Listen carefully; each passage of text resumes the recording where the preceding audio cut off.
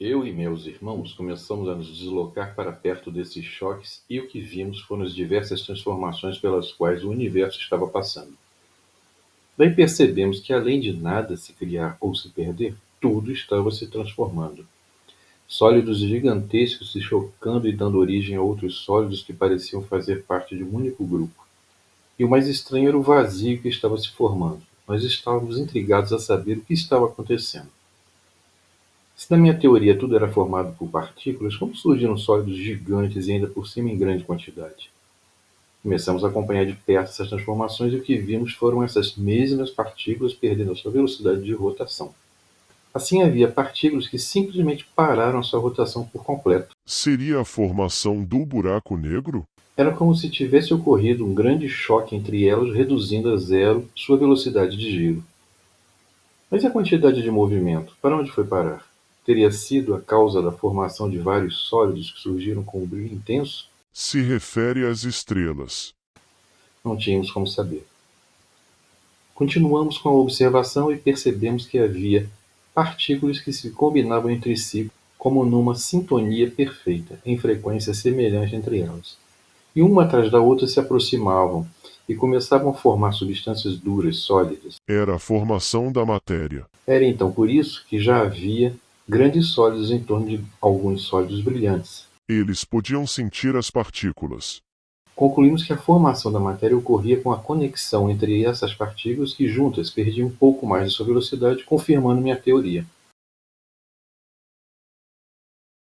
No suposto vazio que apareceu, não era vazio, na verdade, mas sim completamente cheio dessas partículas, mas com menor velocidade.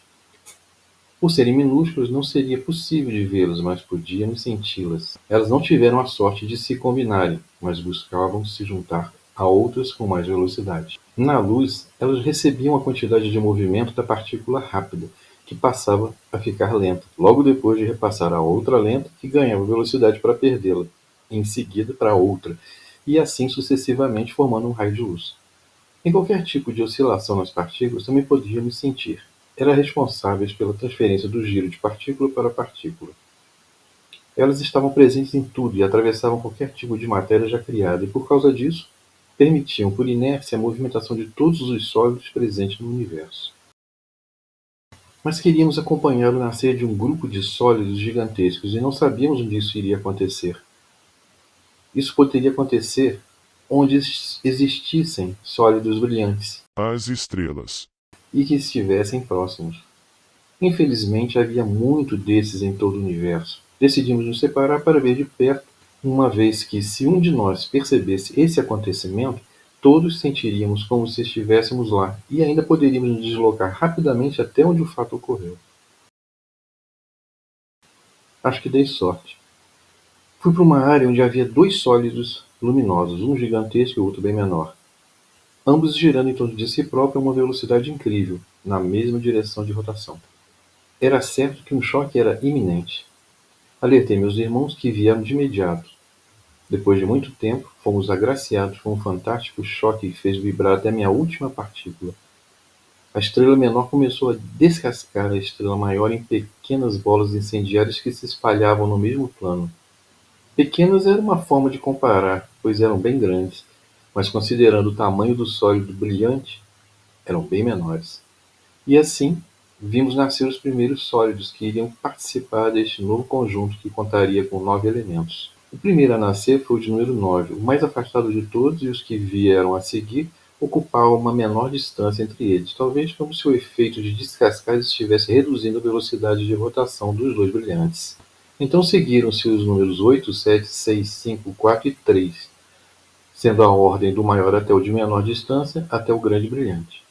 O pequeno sólido voltou a se chocar com o grande, mas desta vez ele é quem se partiu, dando origem ao número 1, e finalmente se chocou tão fortemente que inverteu a rotação, se transformando no sólido de número 2. Foi magnífico poder apreciar aquele conglomerado de bolas de fogo girando lentamente em torno de sua criadora num único plano. Meus irmãos e eu ficamos por aqui por muito tempo. E foi assim que podemos perceber a formação desse sistema, pedaços incendiários flutuantes no espaço, perdendo sua velocidade e adquirindo formas sólidas. com as partículas garantindo a movimentação dos corpos sólidos. Os planetas. Estes induziam corpos à deriva no espaço para serem unificados à massa do sólido gigante, Pela força da gravidade. contribuindo para o aumento de seu próprio volume. Neste sistema, onde ficamos estudando, podemos identificar os 9 sólidos nascidos dos brilhantes maior e menor. O primeiro sólido, quase sem movimento, ardia em intensidade luminosa como parte de si própria e por estar mais perto de seu sólido algoz que lhe deu origem. Era lento, pequeno e bem próximo ao centro de sua órbita. Logo depois, mais afastado, outro, um pouco maior, sendo o único girando em sentido contrário, mas também com baixa rotação. O seguinte é o oposto: gira muito rápido, mas tem tamanho igual ao anterior. Parecia ser completamente sólido. Conforme nos afastamos do grande brilhante, encontramos outro de tamanho parecido que não é tão lento na rotação. Parecido com o anterior, temos mais um, que não havia esfriado ainda. Depois encontramos outro, o maior de todos e bem mais rápido em rotação. Este parecia possuir muitos gases, como todos a seguir. Logo depois, sentimos outro grande bem parecido com o anterior e com rotação alta também. Mas bem afastado havia mais 2 semelhantes em tudo, que possuíam alta rotação e eram bem grandes. Enquanto observávamos o universo se formar neste sistema, começamos a perceber que podíamos manipular as partículas que nos rodeavam, e dessa maneira nós podíamos criar matéria também. Novas ideias começaram a surgir em nossa mente compartilhada. E se pudéssemos manipular também um conjunto de matéria de modo a poder pensar como nós?